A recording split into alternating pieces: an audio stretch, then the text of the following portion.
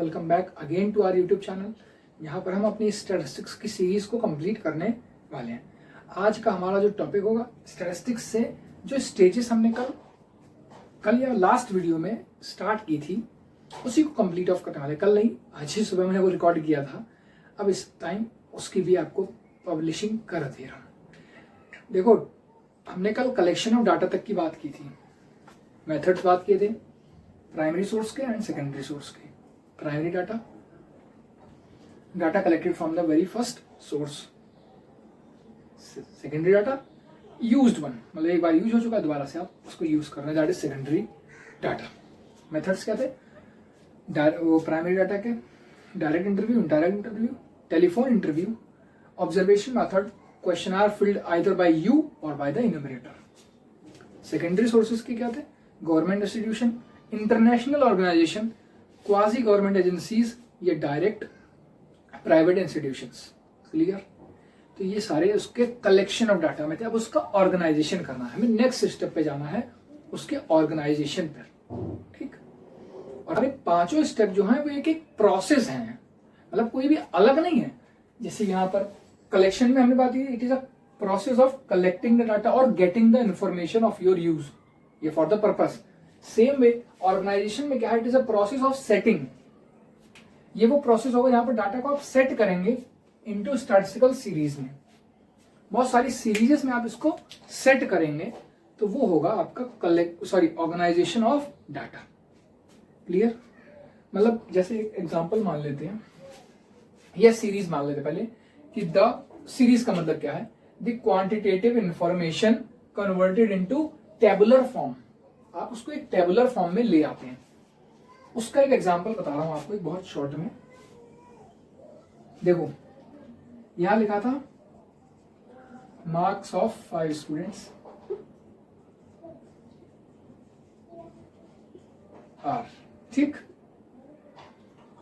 50, 67, 23, 80 and 90 मान लेते हैं। ऐसे करके क्वांटिटेटिव इंफॉर्मेशन है हमारे पास। ये बिल्कुल डेफिनेटली है साहब। इसको इस फॉर्म में ना लिख के हमने किस फॉर्म में लिखा? ऐसे एक कॉलम बना दिया सुंदर सा, मार्क्स। ठीक? अब एक के नीचे एक लिस्ट कर दिए, 50, 67, 23, 80 and 90। Student 1, student 2, student 3, student 4, student and 5। तो ऐसे करके जब आप डाटा को लिस्ट कर देंगे इन अ सीरीज, एक सीरियल ऑर्डर में आप उसको प्लेस कर देंगे तो वो ऑर्गेनाइजेशन कहलाएगा। इतना क्लियर है? ऑर्गेनाइजेशन क्या कहलाएगा, मतलब क्या होगा ऑर्गेनाइजेशन का? I hope so. अब इसके कुछ टाइप्स हैं कि कैसे आप सीरीज बनाने वाले हैं, कौन सी सीरीज कब प्रिपेयर करोगे। तो देखो, पहली है individual series. When items are listed in a single column, इसीलिए इसको इरेज नहीं किया था मैंने। देखो, when items listed in a single column, यहां पर एक ही कॉलम बना हुआ है। ठीक? ये स्पेसिफिकेशन एक ही है ना, मार्क। तो जब स्पेसिफिकेशन आपके पास सिर्फ एक है, कोई भी नंबर ऑफ अकरेंस नहीं है कि ये 50 मार्क्स कितनी बार अकर हुए, मतलब कितने बच्चों के आए, हमें नहीं पता। एक क्या है? बस सीरियल वाइज मार्क्स दिए हैं। तो जब एक ही कॉलम में डाटा अरेंज होगा वो आपकी इंडिविजुअल सीरीज कहलाएगी। अच्छा, इसका यूज कहां है वो भी बता देता हूं ताकि आप लोग और इंटरेस्टिंगली और इसको कंसंट्रेट से देखेंगे। कंसंट्रेशन से कैसे? जितने न्यूमेरिकल्स हैं स्टैटिस्टिक्स में, from your arithmetic mean to your index number chapter, ये 3 सीरीज आपके पीछे आने वाली है, इंडिविजुअल, डिस्क्रीट, कंटिन्यूअस। तो क्यों ना इसको अभी क्लियर कर लें हम लोग। इसको जब अभी करा रहा हूं तो आप अभी इसको क्लियर कर लो ताकि आने वाले टाइम में हम डायरेक्ट मेथड पर उसका अप्रोच लें, ना कि हम उसकी मतलब ही ढूंढ रहे हैं। अब भाई किसी ने कहा कि अरिथमेटिक मीन का direct method discrete series solve करो, बंदे को पता ही नहीं भाई डायरेक्ट मेथड चलो बाद की बात रही, डिस्क्रीट सीरीज ही नहीं कि डिस्क्रीट सीरीज कौन सी बनानी है। तो हमें उसकी मीनिंग क्लियर करके फिर उसके अप्रोचेस पर चलना है। आई होप इतना आप क्लियर होगा कि इंडिविजुअल सीरीज किसे कहेंगे, ऑर्गेनाइजेशन क्या और उसका इंडिविजुअल सीरीज क्या। Clear. Next we have frequential series या frequency series, items having the frequency. अच्छा, इसको डिस्कस करने, मतलब इन दोनों पार्ट्स को डिस्कस करने से पहले दो पॉइंट्स हैं, इसको हटा देते हैं। क्या है ये, क्लियर होगा ना, इंडिविजुअल सीरीज जहां पर सिर्फ एक स्पेसिफिकेशन और एक ही कॉलम आपका बनेगा। अब हाँ, इंडिविजुअल सीरीज में कुछ और बात कर लेते हैं। जैसे आइटम्स अरेंज किए मैंने सीरियल वाइज, आप लिखते हैं संडे में, Monday Tuesday Wednesday Thursday Friday Saturday, एक क्रोनोलॉजिकल ऑर्डर में आप बना लिए कुछ भी, जनवरी फरवरी मार्च अप्रैल मई जून जुलाई का कोई डाटा आपने कलेक्ट किया है, रोल नंबर वाइज, ऐसे करके एक सीरियल वाइज आप अगर चलते हैं तो भी वो इंडिविजुअल सीरीज है। वहां दो एट्रीब्यूट्स नहीं है, दो वैल्यूज नहीं है आपके लिए, दो क्वालिटीज नहीं है, क्वालिटी एक ही है, स्पेसिफिकेशन आपका तब भी एक ही कोई होगा। मतलब हाँ, आप इतना समझ लीजिए कि एक इंडिविजुअल सीरीज होगी जहां पर उसका नंबर ऑफ अकरेंस, मतलब जो फ्रीक्वेंसी होगी वो नहीं गिवन होगी, सिर्फ एक डाटा होगा, एक उसको बता रहा होगा ये क्रोनोलॉजिकल ऑर्डर है उसका, दो डाटा नहीं होंगे वहां पर। क्लियर है। अगला है हमारा, और आइदर वो असेंडिंग ऑर्डर में होगा या डिसेंडिंग ऑर्डर में होगा, ऑर्डर भी उसका ऐसे ही होगा। बहुत क्लियर, आपको स्पेसिफिकली दिख रहा होगा ये इंडिविजुअल सीरीज है। देखो अगली है फ्रीक्वेंसी सीरीज। फ्रीक्वेंसी सीरीज में, फ्रीक्वेंसी सीरीज जानने से पहले हमें दो वर्ड्स क्लियर करने पड़ेंगे। एक तो फ्रीक्वेंसी किसे कहते हैं और एक क्लास फ्रीक्वेंसी किसे कहते हैं। एक सिंपल वर्ड है फ्रीक्वेंसी एंड एक क्लास फ्रीक्वेंसी। ठीक, तो frequency is the number of times a number occurred, मतलब number of times value occurred.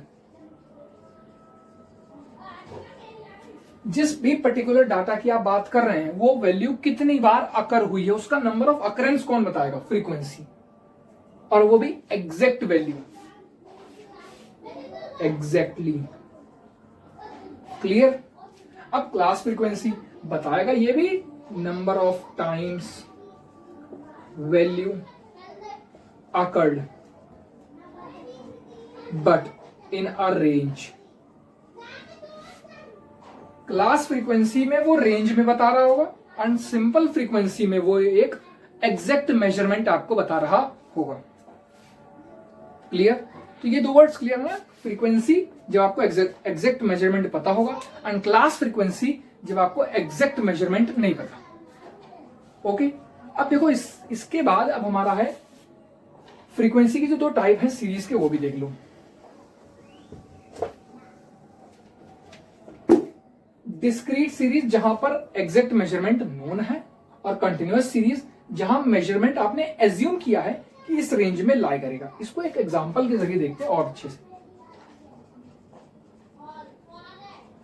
ठीक, कैसे, यहां पे आपको एक एट्रीब्यूट दिया मार्क्स और एक यहां लिख दिया नंबर ऑफ स्टूडेंट्स। ठीक, एक लिखे मार्क्स 10 20 30 40 3 5 2 1 ऐसे करके ये दे दिया। दो इंफॉर्मेशन गिवन है। अब यहां पर आपको स्पेसिफिकली देख लो, दो कॉलम बनाए हुए हैं। यहां एक ही कॉलम था हमने जब बनाया था मार्क्स सिर्फ, यहां दो कॉलम, एक मार्क्स व स्पेसिफिकेशन, दूसरा उसकी अकरेंस। क्लियर है ना। एक बार वो मार्क्स कितने हैं और एक बार उसकी अकरेंस, कितनी बार वो अकर हुआ है। मीनिंग क्लियर है। आई होप इतना तो क्लियर होगा ही होगा। ठीक, जहां पर दो मेजरमेंट में बात करेंगे वो डिस्क्रीट सीरीज होगा। आप इन शॉर्ट ये समझ लीजिए, मतलब बहुत शॉर्ट में अगर इसको समराइज कर दें तो डिस्क्रीट सीरीज जहां पर दो एग्जैक्ट मेजरमेंट, एक स्पेसिफिकेशन होगा वही क्वांटिटी, और एक उसकी अकरेंस बता रही होगी। क्लियर। अब कॉन्टिन्यूअस में क्या सवाल होगा, वहां आपको एक क्लास दिया होगा। क्या ये है ना 10, इसको उन्होंने लाई कर दिया, रेंज बना दी 0 to 10, 10 to 20 and 20 to 30, lastly 30 to 40। या और फिर से लिख दिया नंबर ऑफ स्टूडेंट्स। 3 5 2 1 ऐसे करके इसमें भी लिखा है। फ्रीक्वेंसी यहां भी है। अब इस फ्रीक्वेंसी को आप क्लास फ्रीक्वेंसी के नाम से जानोगे। क्यों? यहां पर आपको क्लासेस दी हैं। यहां एग्जैक्ट फ्रीक्वेंसी दी तो इसको डायरेक्ट फ्रीक्वेंसी जान सकते हैं। क्या? 3 लोगों के 10 नंबर आए। अब यहां पे ये नहीं पता इन 3 लोगों के 0 से 10 के बीच में आए, 1 आया, 2 आया, 3 आए, 5 आए, 7 आए, 9 आए, इवन 10 तक आए, हमें नहीं पता। तो जहां पर आपको नहीं पता कि वह फ्रीक्वेंसी कितने पे अकर हुई है, that is class frequency. And जहां पर आपको एग्जैक्ट मेजरमेंट पता है, दैट इज डिस्क्रीट फ्रीक्वेंसी। यहां तक बातें क्लियर है? अब एक और है इसी के बाद, types of continuous series. 5 type की है बेसिक। तो हम लास्ट पार्ट पर है, टाइप्स ऑफ कंटिन्यूअस सीरीज, मतलब ऑर्गेनाइजेशन का last part, types of continuous series. देखो 5 सीरीज है बेसिकली। पहला exclusive, inclusive, open, cumulative and mid value. एक एक करके एक एक एग्जांपल से आराम से इत्मीनान से समझ लेना, बहुत आसान है। क्या? Every value limited up to upper class. Upper class तक लिमिटेड होगी, और आप शॉर्ट में कह सकते हो ओवरलैप्ड क्लासेस होंगी। कैसे?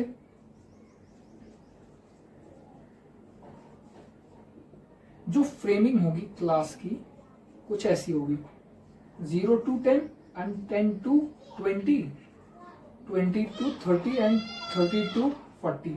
यहां पे फ्रीक्वेंसी गिवन होती है।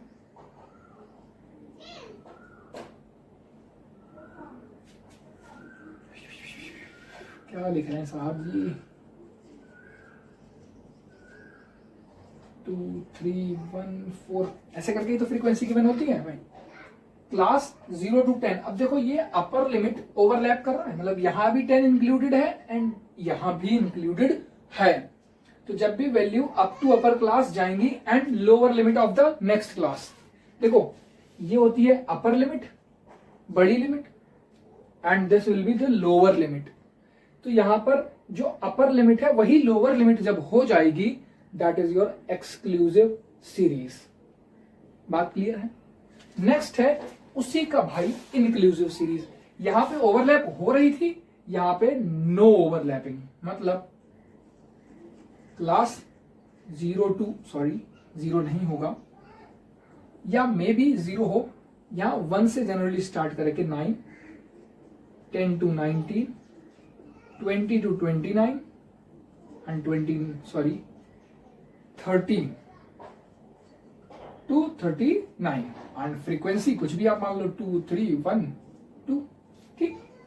जहां पर value up to upper limit यहीं पे आके खत्म, इसके आगे इसका इंक्लूजन कहीं और नहीं, मतलब ये आप कहीं भी और इंक्लूड नहीं कर सकते। क्लियर?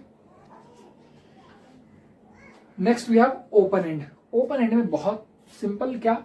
पहली लिमिट एंड लास्ट लिमिट दोनों गायब कर देंगे, बोले और लो खेलो अच्छे से। क्लास यहां लिख दिया बिलो 10, यहां क्लासेस बना दी 10 to 20, 20 to 30, 30 to 40 and more than 40।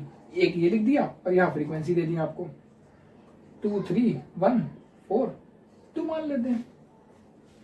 Clear? 3 सीरीजेस clear है। पहली क्या? एक्सक्लूसिव, जहां पे वैल्यू ओवरलैप कर रही होगी, मतलब अपर लिमिट एक की अगले वाली की लोअर लिमिट बन जाएगी।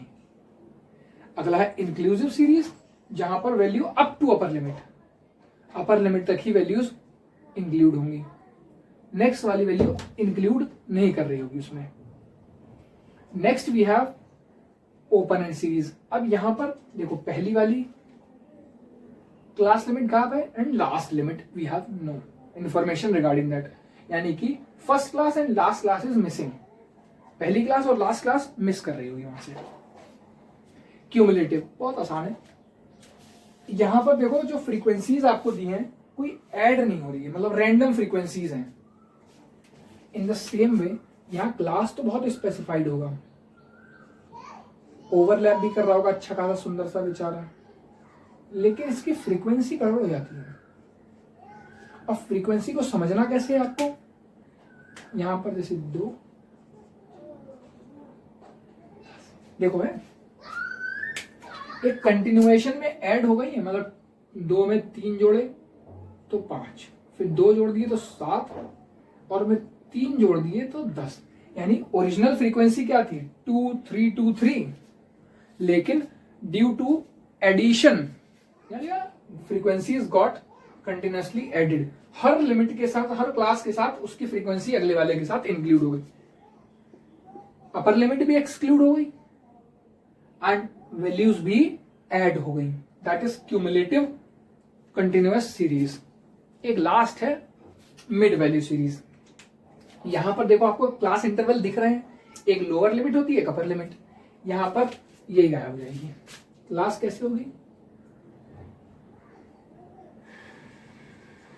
कैसे, यहां आपको 5, 15, 25, 35 एंड फ्रीक्वेंसी 2, 4, 1, 2, ऐसे कुछ भी। अब यहाँ पे क्यूमुलेटिव भी हो सकती थी, कैसी भी हो। इन वी केसेस में क्यूमुलेटिव फ्रीक्वेंसी भी हो सकती है, नहीं भी हो सकती है। मतलब अगर क्यूमुलेटिव फ्रीक्वेंसी है तो आपको बात यह याद रखनी है कि वो आपको दूर से चमक रही होंगी, कि वो ऐड होती हुई जा रही है, मतलब एक असेंडिंग ऑर्डर क्रिएट हो रहा है। 2 होती हैं क्यूमुलेटिव, एक लेस देन और एक मोर देन। जब हम डिस्कस करेंगे इसकी सीरीज न्यूमेरिकल अप्रोच पे, वहां और अच्छे से समझ में आ जाएगा। यहां पे देखो सारी मिडिल वैल्यूज दी हैं। 0 और 10 के मिडिल में क्या आता है 5, 10, 20 के मिडिल में 15। तो मतलब जब मिडिल वैल्यू आपको दे दी जाए तो वो मिड वैल्यू सीरीज कहलाएगी। क्लियर है यहां तक का मामला? अगले टॉपिक पर मूव ऑन करें। देखो एक बार रिवीजन दे देता हूं।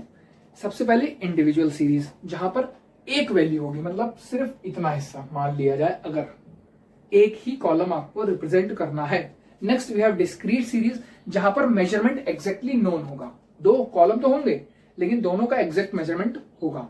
Lastly we have continuous series, जहां पर हमें मेजरमेंट एग्जैक्ट नहीं होगा, एक क्लास इंटरवल के बीच में लाई कर रहा होगा वो। क्लियर है?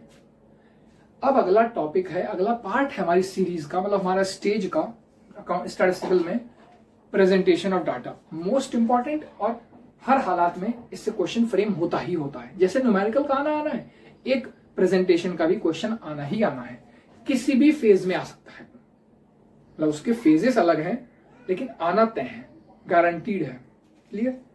सो we move on to the presentation part of our this statistics. So presentation of data, very last part of your statistic theory. बहुत पता है मुझे कि थ्योरी पढ़ना मतलब बहुत बोझ लगता है, इसलिए मैंने बहुत शॉर्ट थ्योरी, मतलब एक छान के निकाल के लाए हम लोग ये, और इसको प्रिपेयर करने में बहुत टाइम लगा। यकीन मानना, इतना स्ट्रेटेजिक डेवलपमेंट, मतलब सारी स्ट्रेटजीज, इस बुक को उस बुक को, यहाँ से वहां से सारा रिसोर्स आपके लिए समराइज करके फिर ये वीडियो फ्रेम कर रहा हूँ। बहुत मेहनत लगी है। Please do like, share and subscribe our channel for more such videos. हाँ, अपने दोस्तों की मदद जरूर कर देना, मतलब भले ही हमारा कुछ इसमें मोटिव नहीं है, इंटेंशनल ऐसा नहीं है कि हमें आपसे कुछ चाहिए, बस आप हमारी मदद ये कर देना, इसको आप दूर तक पहुंचाइएगा, ताकि जो भी थ्योरी से डरते हैं उनका एक डर थोड़ा सा हल्का कर दें। दूर तो नहीं कर पाएंगे भाई, लेकिन हाँ एक हल्का कर देंगे और आपका एक सपोर्टिव हैंड का काम कर सकते हैं। So if you like, please share, subscribe and like our videos and press bell icon also. इतनी फॉर्मेलिटी उम्मीद करता हूं करने की जरूरत नहीं थी, लेकिन हक है भाई, करना पड़ता है।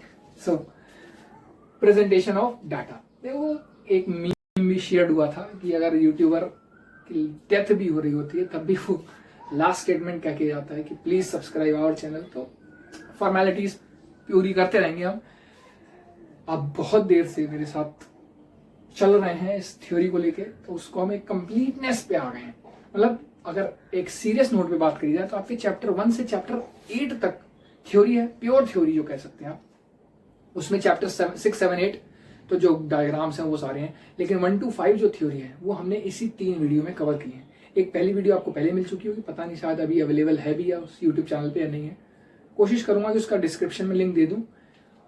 थोड़े उसमें लैप्सेस थे तो उसको हमने कवर करने के लिए ये वीडियो भी प्रिपेयर कर दी, कि जो वहां से ना मिले वो यहाँ से आपको पूरी तरीके से मिल जाए। वहां एक फुल थ्योरी रिवाइज्ड फॉर्म में दी गई है, पूरी चैप्टर 1 to 8। यहाँ पे एक समराइज्ड फॉर्म में दी है हमने। तो आई होप आपको अच्छा लगेगा और आप जरूर सपोर्ट करेंगे हमें।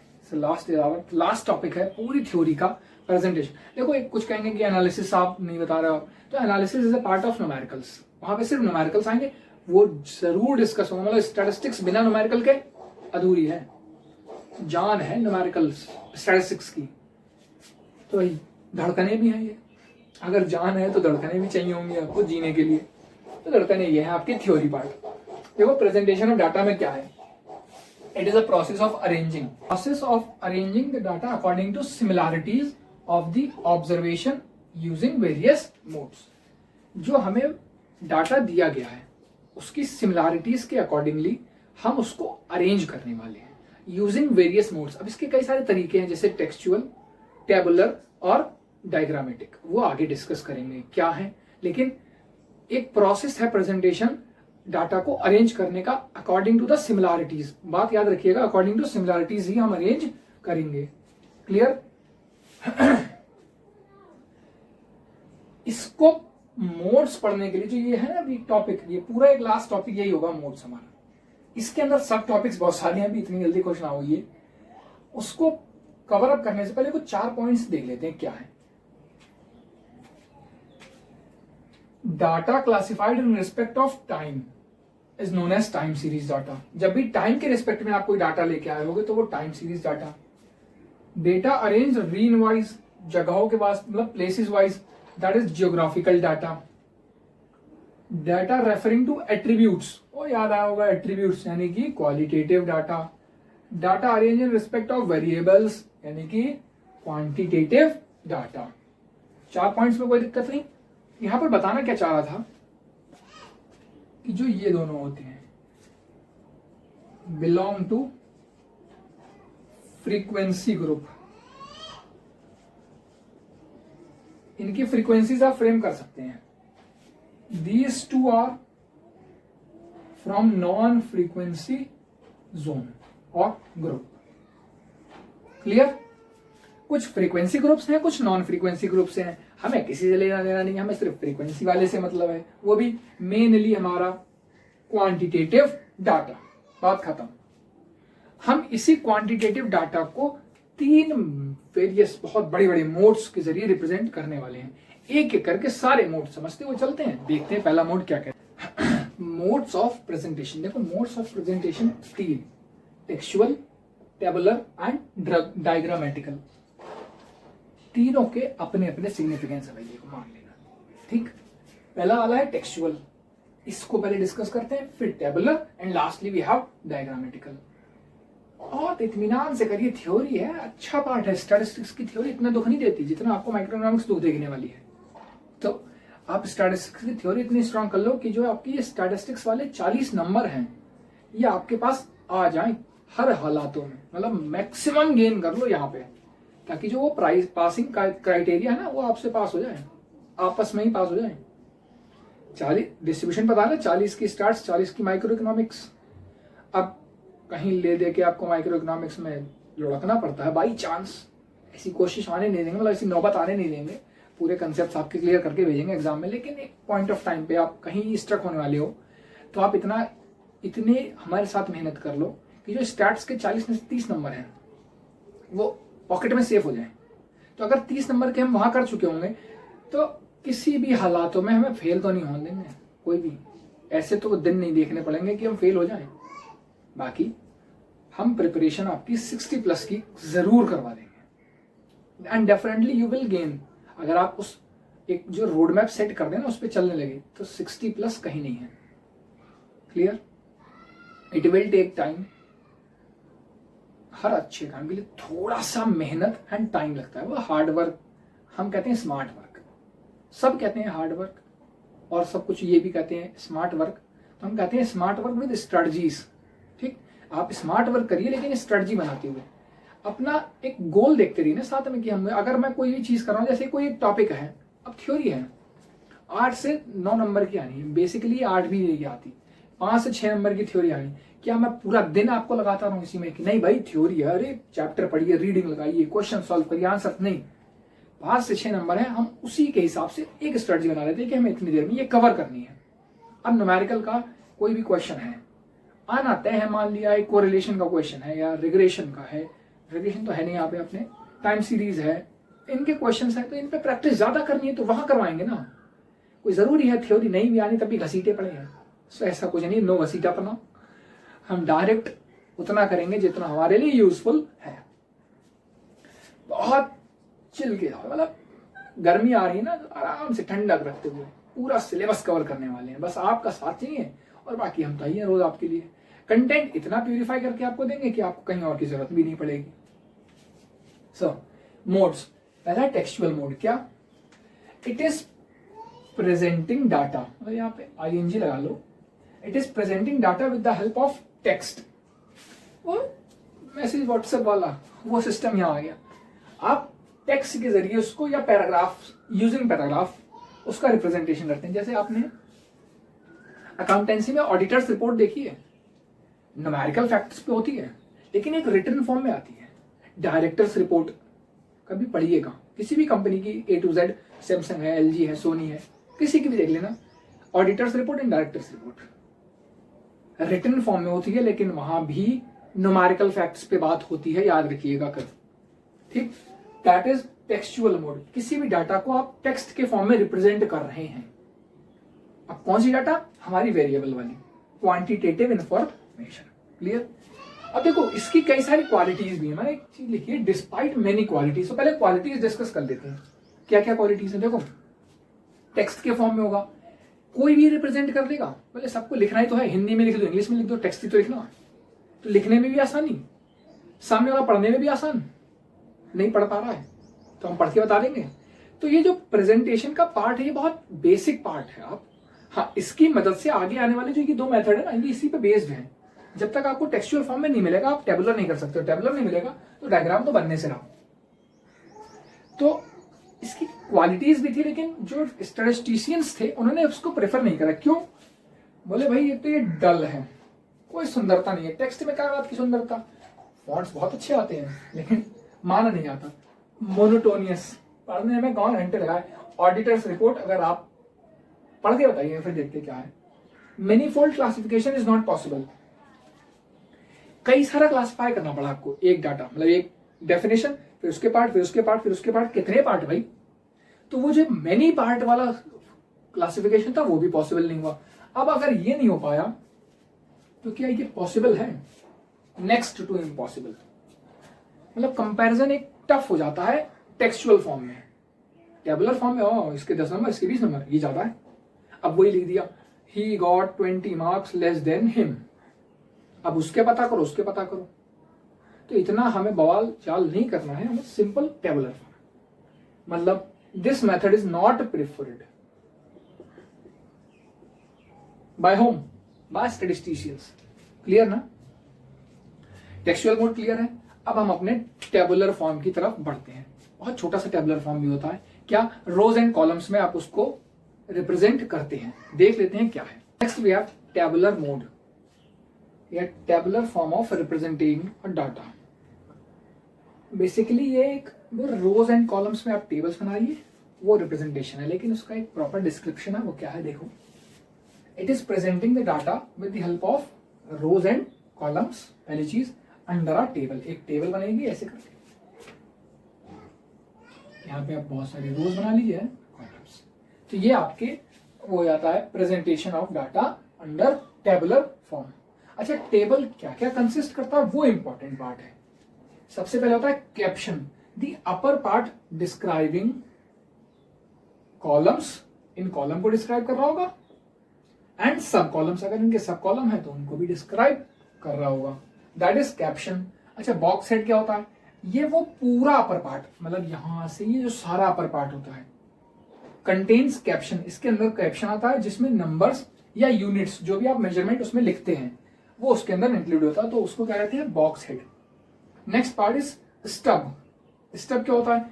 इट प्रोवाइड्स डिस्क्रिप्शन ऑफ रोज। अच्छा, हमने कॉलम की तो बात कर ली, क्या एक कैप्शन और एक बॉक्स हेड के जरिए। रो को कौन डिफाइन करेगा? तो रो को स्टब डिफाइन करेगी। Clear? And lastly we have main part, जो कि रेफर करेगा आपकी बॉडी को, आपकी नहीं टेबल की, जिसमें न्यूमेरिकल इंफॉर्मेशन इंक्लूडेड होंगी। क्लियर? तो I hope textual and tabular clear होंगे। टेक्सचुअल क्या? यूजिंग पैराग्राफ, टेबुलर क्या, यूजिंग रोज एंड कॉलम्स और making a table. Clear? Last but not the least, diagrammatic presentation. Diagrammatic presentation सुनाओ। अब देखो diagrammatic presentation क्या, बेसिकली ये 3 प्रकार के डायग्राम्स बनाते हैं, एक लाइन डायग्राम, एक बार डायग्राम एंड एक चार्ट्स। लाइन डायग्राम में वो जो फ्री हैंड कर्व्स बनाते हैं हम लोग, वो सारे लाइन डायग्राम्स होते हैं। एक पहला फ्रीक्वेंसी पॉलीगन और एक कर्व्स। फ्रीक्वेंसी पॉलीगन हमने फ्रीक्वेंसी में पढ़ा, discrete series and continuous series. तो जब उन 2 सीरीजेस का हमें रिप्रेजेंटेशन करना होता है यूजिंग फ्री हैंड, कुछ भी, कोई कैलकुलेशन नहीं, कोई भी लाइन स्केल नहीं, तो हम लाइन डायग्राम का यूज करते हैं। जब स्केल का यूज करके बनाना होता है तो हम बार डायग्राम बनाते हैं। बेसिकली 4 टाइप के बार डायग्राम होते हैं। पहला हॉरिजॉन्टल। हॉरिजॉन्टल कब बनाते हैं? When we have qualitative data. बात खत्म। जब भी आपके पास कोई एट्रीब्यूट प्रेजेंट होता है तो हम हॉरिजॉन्टल बार डायग्राम्स, मतलब बार डायग्राम ऐसे वाले, हॉरिजॉन्टल बार diagrams. Clear? Vertical bar diagrams presentation ये होगा उसका वर्टिकल स्टैंडिंग फॉर्म में। कब? जब हमारी इंफॉर्मेशन क्वांटिटेटिव इन नेचर होगी। बताइए, पॉइंट इज क्लियर? जब क्वालिटेटिव होगा तो हॉरिजॉन्टल, जब क्वांटिटेटिव होगा मोस्ट ऑफ द केसेस तो vertical. Clear? Next we have multiple bar diagram.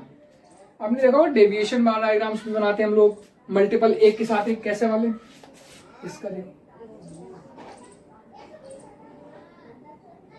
ऐसे कर, या हिस्टोग्राम एक से एक करके कनेक्ट करके बनाते हैं ना हम लोग।